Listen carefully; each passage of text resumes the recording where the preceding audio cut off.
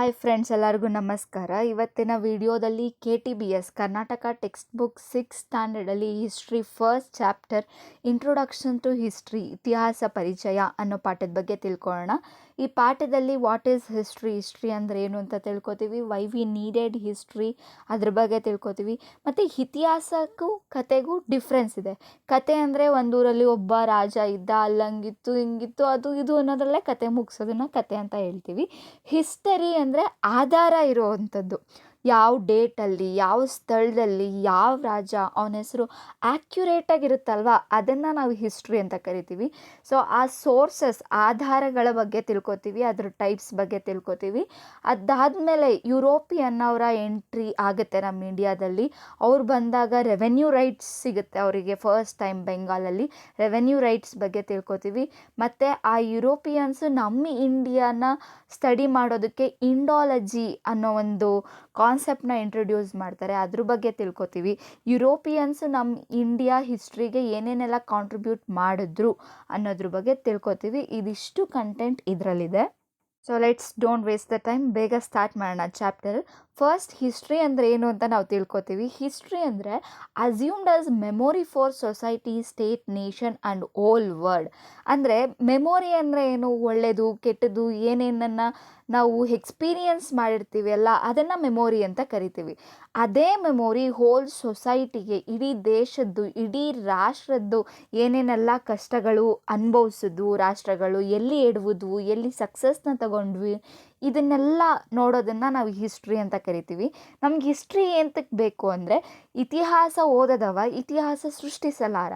ಅಂದರೆ ಇತಿಹಾಸದಲ್ಲಿ ಏನೇನಾಗಿದೆ ಅಂತ ತಿಳ್ಕೊಂಡು ಅಲ್ಲಿರುವಂತಹ ಒಂದಷ್ಟು ಐಡಿಯಾಲಜೀಸ್ನ, ಪ್ರಿನ್ಸಿಪಲ್ಸ್ನ, ವ್ಯಾಲ್ಯೂಸ್ನ ಅವರಿಂದ ತಗೊಂಡು ಅಪ್ಕಮ್ಮಿಂಗ್ ಫ್ಯೂಚರಲ್ಲಿ ಅದನ್ನು ಯಾವ ರೀತಿ ಇಂಪ್ಲಿಮೆಂಟ್ ಮಾಡಬೇಕು, ಯಾವ ರೀತಿ ಅಪ್ಲೈ ಮಾಡಬೇಕು ಅಂತ ತಿಳ್ಕೊಳ್ಳೋದಕ್ಕೋಸ್ಕರ ನಮ್ಗೆ ಹಿಸ್ಟ್ರಿ ಬೇಕಾಗುತ್ತೆ.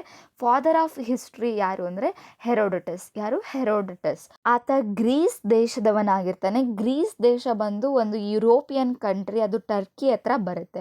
ನೆಕ್ಸ್ಟು ಇತಿಹಾಸನ ನಂಬಬೇಕು ಅಂದರೆ ನಮಗೆ ಆಧಾರಗಳು ಬೇಕು. ಆ ಆಧಾರಗಳನ್ನೇ ನಾವು ಸೋರ್ಸಸ್ ಅಂತ ಹೇಳಿ ಕರಿತೀವಿ. ಸೋರ್ಸಸ್ ಅಂದರೆ ಎವಿಡೆನ್ಸ್, ಪಕ್ಕ ಆ್ಯಕ್ಯುರೇಟಾಗಿ ಏನು ಕೊಡುತ್ತೆ ಅಲ್ವಾ, ಅದು ಯಾವ ಪ್ಲೇಸಲ್ಲಿತ್ತು, ಯಾವ ಡೇಟು, ಅದನ್ನು ಹೆಂಗೆ ನಂಬಬೇಕು ಅನ್ನೋದಕ್ಕೆ ಪ್ರೂಫ್ನ ಕೊಡೋದು ಸೋರ್ಸಸ್. ಈ ಸೋರ್ಸಸ್ಸಲ್ಲಿ 2 ಟೈಪ್ಸ್, ಒಂದು ಲಿಟ್ರರಿ ಸೋರ್ಸ್, ಇನ್ನೊಂದು ಆರ್ಕಿಯಾಲಜಿಕಲ್ ಸೋರ್ಸಸ್.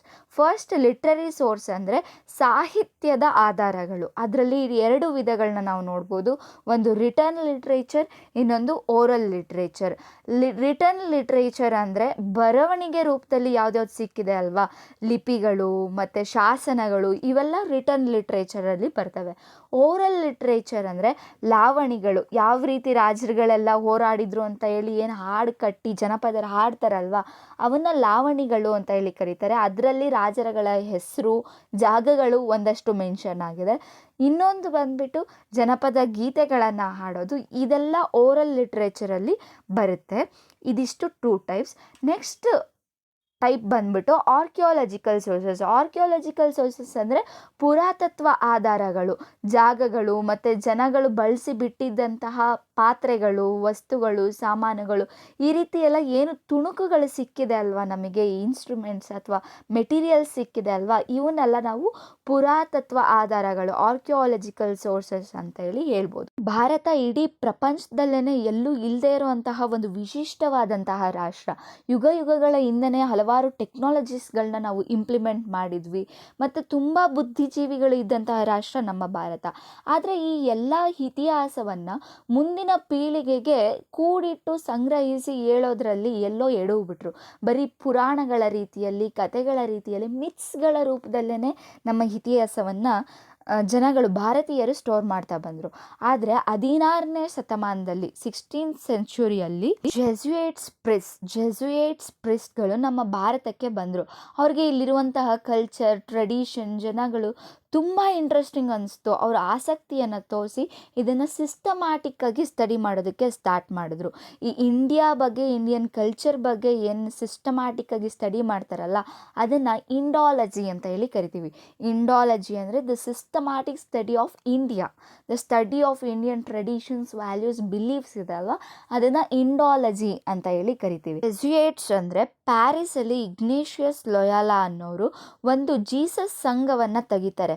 ಆ ಜೀಸಸ್ ಸಂಘದಲ್ಲಿ ಯಾರ್ಯಾರು ಸದಸ್ಯರಾಗಿರ್ತಾರಲ್ವ, ಆ ಸಂಘ ಯಾವ ರೀತಿಯದ್ದು ಅಂದರೆ ಬರೀ ಕ್ರಿಶ್ಚಿಯನ್ನಲ್ಲಿ ಬರುತ್ತಲ್ವ ಸಬ್ ಕ್ಯಾಸ್ಟ್ ಕ್ಯಾಥೋಲಿಕ್, ಆ ಕ್ಯಾಥೋಲಿಕ್ಕಲ್ಲಿ ಪುರುಷರು ಮಾತ್ರ ಸೇರಿ ಕಟ್ಟಿದಂತಹ ಸಂಘ ಬಂದ್ಬಿಟ್ಟು ಯಾವುದು, ಜೀಸಸ್ ಸಂಘ. ಈ ಜೀಸಸ್ ಸಂಘದಲ್ಲಿ ಇದ್ದಂತಹ ಎಲ್ಲ ಸದಸ್ಯರನ್ನು ಜೆಸುಯಿಟ್ಸ್ ಅಂತ ಹೇಳಿ ಕರಿತಾ ಇದ್ವು. ಇವರು ಭಾರತಕ್ಕೆ ಬಂದಂತಹ ಸಂದರ್ಭದಲ್ಲೇ ರೆವೆನ್ಯೂ ರೈಟ್ಸ್, ಬೆಂಗಾಲಲ್ಲಿ ಫಸ್ಟ್ ಟೈಮ್ ಅವರಿಗೆ ರೆವೆನ್ಯೂ ರೈಟ್ಸ್ ಸಿಗುತ್ತೆ. ಬಂಗಾಳದಲ್ಲಿ ರೆವೆನ್ಯೂ ರೈಟ್ಸ್ ಅಂದರೆ ಏನು, the right to collect revenue ಅಂದರೆ ಎಲ್ಲ ರಾಜಮನೆತನಗಳಲ್ಲೂ ಏನು ಜನರಿಂದ ಕಂದಾಯವನ್ನು ಕಟ್ಟಿಸ್ಕೊತಾ ಇದ್ರು, ರೆವೆನ್ಯೂವನ್ನು ಕಲೆಕ್ಟ್ ಮಾಡ್ತಾ ಇದ್ರು. ಅದೇ ರೀತಿ ಈಸ್ಟ್ ಇಂಡಿಯಾ ಕಂಪನಿ ಜನಗಳಿಂದನೂ ಪಡ್ಕೋಬೋದಿತ್ತು. ಜೊತೆಗೆ ಆ ರಾಜರುಗಳು ಏನು ಕಲೆಕ್ಟ್ ಮಾಡಿರ್ತಾರೆ ಅಲ್ವಾ, ಆ ದುಡ್ಡನ್ನು ಬಳಸ್ಕೊಂಡು ಇವರಿಗೆ ಬೇಕಿರುವಂತಹ ರಿಸೋರ್ಸಸ್ನ ಅವರು ಪಡ್ಕೋಬೋದಿತ್ತು, ಕೊಂಡ್ಕೋಬೋದಿತ್ತು. ಅದ್ರ ಜೊತೆಗೆ ಇವ್ರ ಮಿಲ್ಟ್ರಿ ಅಂದರೆ ಏನು ಆ ಬ್ರಿಟಿಷ್ ಆರ್ಮಿ ಇತ್ತಲ್ವ, ಅವರ ಖರ್ಚು ವೆಚ್ಚಗಳನ್ನು ಭರಿಸೋದಕ್ಕೆ ಆ ಇಂಡಿಯನ್ ರಾಜ ಮನೆತನಗಳ ರೆವೆನ್ಯೂನ ಯೂಸ್ ಮಾಡ್ಕೋಬೋದಿತ್ತು. ಆ ರೀತಿಯಾದಂತಹ ಒಂದು ರೈಟ್ನ ಕೊಟ್ಟರು. ಅದೇ ರೈಟ್ನ ಬಳಸ್ಕೊಂಡು ಬ್ರಿಟಿಷರು ಅವರ ಮಿಲ್ಟ್ರಿ ಪವರ್ನ ಸ್ಟ್ರೆಂತ್ ಮಾಡಿಕೊಂಡ್ರು. ಈ ರೈಟ್ನ ನಾವು revenue rights or Diwani rights ಅಂತ ಹೇಳಿ ಕರಿತೀವಿ. ಇದಿಷ್ಟು ರೆವೆನ್ಯೂ ರೈಟ್ಸ್ ಬಗ್ಗೆ. ಈ ರೆವೆನ್ಯೂ ರೈಟ್ಸ್ ಬೆಂಗಾಲಲ್ಲಿ ಫಾರ್ ದಿ ಫಸ್ಟ್ ಟೈಮ್ ಇವರಿಗೆ ಸಿಕ್ತು. ದಿವಾನಿ ರೈಟ್ಸ್ ಸಿಕ್ಕಾದ್ಮೇಲೆ ತುಂಬ ಯುರೋಪಿಯನ್ನರು ನಮ್ಮ ಭಾರತಕ್ಕೆ ಬರೋದಕ್ಕೆ ಸ್ಟಾರ್ಟ್ ಮಾಡಿದ್ರು. ಭಾರತಕ್ಕೆ ಬಂದ್ಬಿಟ್ಟು ಬರೀ ಇನ್ಕಮ್ನ ತಗೊಂಡು ಹೋಗಲಿಲ್ಲ, ಅವರು ನಮ್ಮಲ್ಲಿರುವಂತಹ ಒಂದು ರಿಚ್ ಕಲ್ಚರ್ ಬಗ್ಗೆ ತುಂಬಾ ಆಸಕ್ತಿಯನ್ನು ತೋರಿಸಿದ್ರು. ಅವರು ಕೂಡ ಇದಕ್ಕೆ ಕಾಂಟ್ರಿಬ್ಯೂಟ್ನ ಮಾಡಿದ್ರು. ನಮ್ಮ ಭಾರತದ ಇತಿಹಾಸದ ಬಗ್ಗೆ ತುಂಬಾ ತಿಳ್ಕೊಂಡ್ರು. ಅದರಲ್ಲಿ ಬರುವಂತಹ ಒಂದಷ್ಟು ಯುರೋಪಿಯನ್ನರ ಹೆಸರುಗಳನ್ನ ಈ ಟೆಕ್ಸ್ಟ್ ಬುಕ್ಕಲ್ಲಿ, ಈ ಚಾಪ್ಟರಲ್ಲಿ ಕೊಟ್ಟಿದ್ದಾರೆ. ಸ್ಪೆಷಲಿ ಇಂಡಾಲಜಿ ಸ್ಟಡಿ ಮಾಡಿದಂತಹ ಯುರೋಪಿಯನ್ ಆಥರ್ಸ್ ಬಗ್ಗೆ, ಪೊಯೆಟ್ಸ್ ಬಗ್ಗೆ ಇಲ್ಲಿ ಕೊಟ್ಟಿದ್ದಾರೆ. ಅದರಲ್ಲಿ ಫಸ್ಟ್ ಒನ್ ಹೆನ್ರಿಚ್ ರಾತ್. ಇವರು ಇಂಡಿಯಾಗೆ ಬಂದಾಗ ಆಗ್ರಾದಲ್ಲಿ ಆಲ್ಟ್ ಆಗಿರ್ತಾರೆ. ಇವ್ರು ಕೊಟ್ಟಂತಹ ಒಂದು ಬೆಸ್ಟ್ ಕಾಂಟ್ರಿಬ್ಯೂಷನ್ ಅಂದರೆ ಸಾಂಸ್ಕ್ರಿಟ್ ಗ್ರಾಮನ್ನು ಲ್ಯಾಟಿನ್ ಲ್ಯಾಂಗ್ವೇಜಿಗೆ ಟ್ರಾನ್ಸ್ಲೇಟ್ ಮಾಡ್ತಾರೆ. ಅಂದರೆ ಸಂಸ್ಕೃತದಲ್ಲಿರುವಂತಹ ಗ್ರಾಮರ್ನ ಲ್ಯಾಟಿನ್ ಲ್ಯಾಂಗ್ವೇಜಿಗೆ ಕನ್ವರ್ಟ್ ಮಾಡ್ತಾರೆ. ಇದನ್ನು ಮಾಡಿದವರು ಯಾರು, ಹೆನ್ರಿಚ್ ರಾತ್.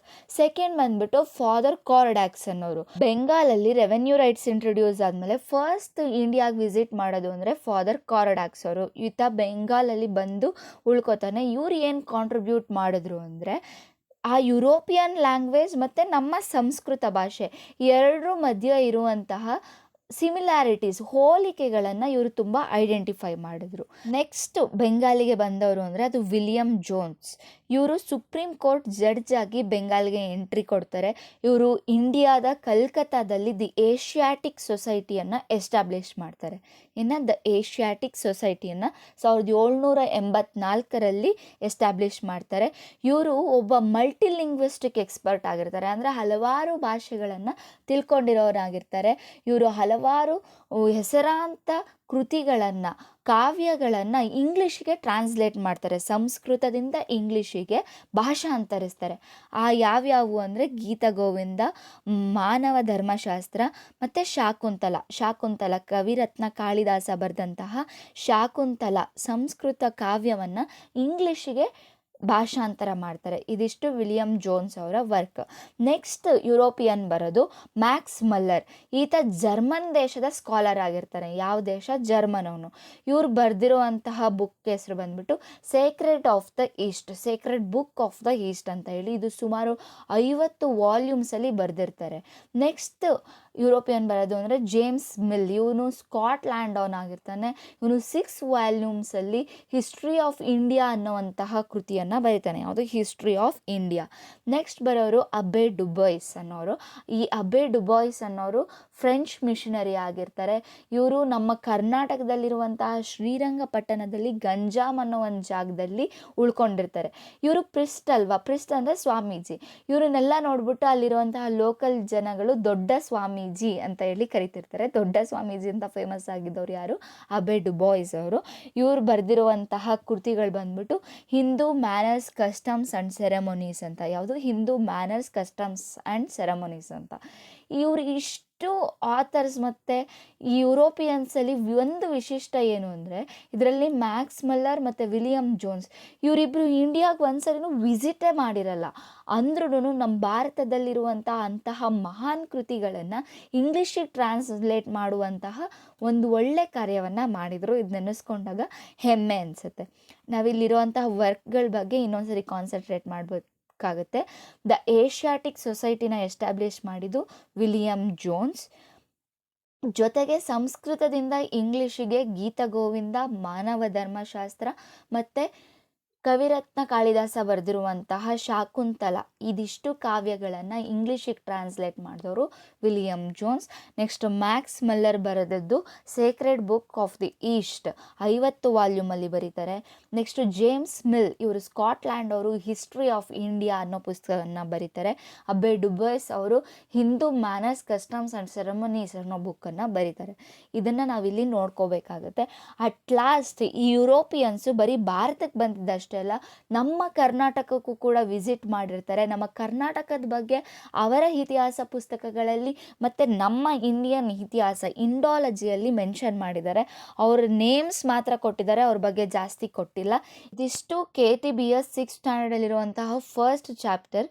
ಅಲ್ಲಿ ಚಾಪ್ಟರಲ್ಲಿರುವಂತಹ ಎಲ್ಲ ಕಂಟೆಂಟ್ಸ್ನ ತುಂಬ ಶಾರ್ಟ್ ಆ್ಯಂಡ್ ಕ್ರಿಸ್ಪಿಯಾಗಿ ಜಸ್ಟ್ ರಿವೈಸ್ ಮಾಡೋ ಥರ ನಾವಿಲ್ಲಿ ಎಕ್ಸ್ಪ್ಲೈನ್ ಮಾಡಿದ್ದೀವಿ. ಮೋಸ್ಟ್ ಪ್ರಾಬಬಲಿ ಯಾವುದೇ ಟಾಪಿಕ್ಸ್ನ ನಾವು ಬಿಟ್ಟಿಲ್ಲ. ಯಾವುದಾದ್ರೂ ಟಾಪಿಕ್ಸ್ ಬಿಟ್ಟಿದ್ದೀವಿ ಎಕ್ಸ್ಪ್ಲೈನ್ ಮಾಡಬೇಕು ಅಂದರೆ ಕಮೆಂಟ್ ಬಾಕ್ಸಲ್ಲಿ ಹಾಕಿ. ಒಂದು ಹೊಸ ಪ್ರಯತ್ನ, ನಿಮಗೆ ಯೂಸ್ ಆಗ್ತದೆ, ಹೆಲ್ಪ್ ಆಗ್ತದೆ ಅಂದರೆ ಕಮೆಂಟ್ ಬಾಕ್ಸಲ್ಲಿ ಹಾಕಿ. ಚೇಂಜಸ್ ಬೇಕು ಅನ್ನೋದಿದ್ರೆ ಮೇಲ್ ಮಾಡ್ಬೋದು ಆ್ಯಂಡ್ ಕಮೆಂಟ್ ಬಾಕ್ಸಲ್ಲಿ ಕೂಡ ಹಾಕ್ಬೋದು. ಇನ್ನು ಹೆಚ್ಚಿನ ವೀಡಿಯೋಸ್ಗಾಗಿ ಕನ್ನಡತಿ ಚಾನಲ್ಗೆ ಸಬ್ಸ್ಕ್ರೈಬ್ ಮಾಡಿ, ಲೈಕ್ ಮಾಡಿ, ಶೇರ್ ಮಾಡಿ. ನಿಮ್ಮ ಸಪೋರ್ಟ್ ನಮ್ಮ ಎನರ್ಜಿ. Thank you.